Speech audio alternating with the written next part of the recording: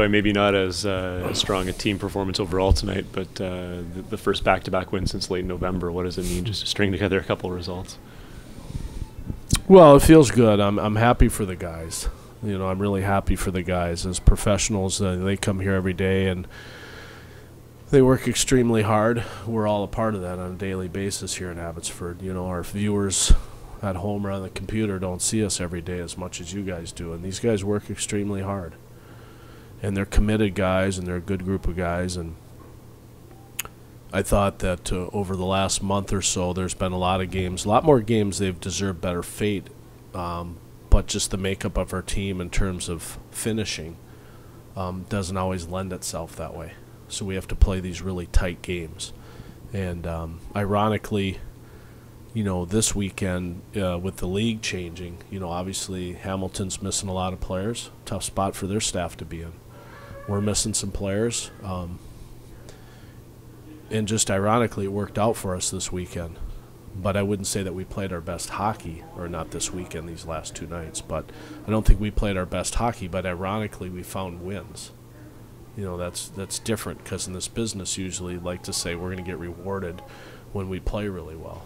And I didn't think we played exceptionally well, obviously, either night, but well enough to win in these 2 particular games. So you give our guys a lot of credit, and I was happy for them. Talk about the trouble finishing, and Dustin Sylvester came in 11 games in a row without a point. What did you notice about his game during that stretch? And then obviously really nice to see him kind of get a little bit of a monkey off his back then tonight. Well, I was happy for him. I mean, I'm going to be happy. Hopefully you'll say that, you know, Saturday and Sunday about a couple other players, because we've had some other players that have won a long time that haven't scored. That weighs on these young men. You know, what you learn covering a team like this and what you learn coaching a team like this is that, you know, in today's world we spend, these are new millennium people. You know, we spend all of our time on diet, training, skill work, everything but mental work. And you show up and you're expected to all of a sudden perform in the fastest game in the world, and you're supposed to have the mental capacity to go through 11-game stretch where you haven't scored. And this ironic game that we play, and as great of a game it is, it makes you real humbled real quick. I mean, the strongest 3 inches any human can have is right here. And if that's the strongest part of you as a human being, then you're in pretty good shape, because that's what the world gives us on a daily basis. And you got to be tough mentally. And so the resiliency that we have to have as a group of people, whether we're athletes or not, is really critical. And we're going through that, but we're just going through it in sport right now. But it magnifies as we accumulate stats as a bunch of media people and coaches, and they feel the pressure in that. I just urge them all the time to spend more time in their mental development and imagery and visualization than I do actually in the weight room. Those are necessary things, but that's not stopping them from being the best they can become. And we're living through that right now as a group of people in Abbotsford. Like, we just need to stay focused and stay on task and understand that our brains can carry us further than our bodies. Milwaukee's coming to town next week, a team you haven't faced yet this year. What's that team good at, and how are you guys going to overcome that?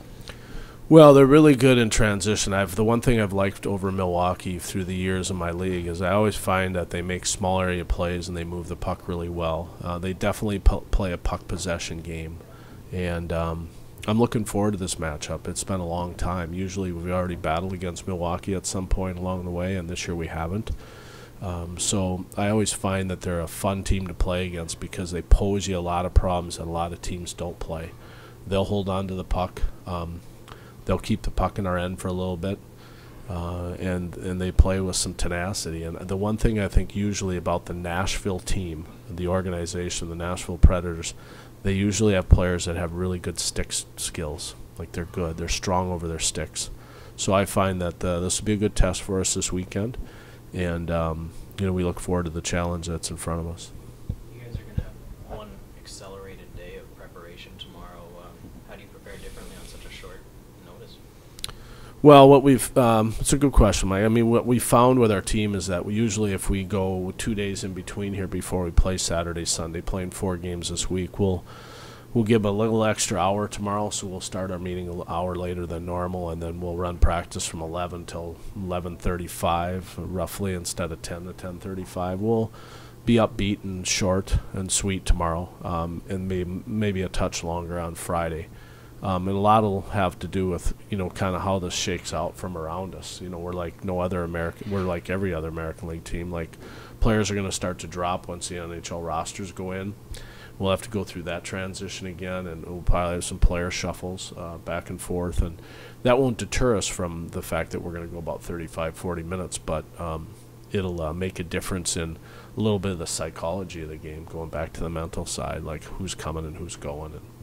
And then, you'd hope to say that a guy that comes down this weekend is raring to go and playing at NHL pace based on the camp. But a lot of times, again, we're going to go back to the letdown of that. And then you got to pick them up when they get here and give them a little love and hopefully get some good use out of those players. It's a tough spot for those young men. Anything else, guys? Great. Thanks. Thank you. Sorry for my philosophical.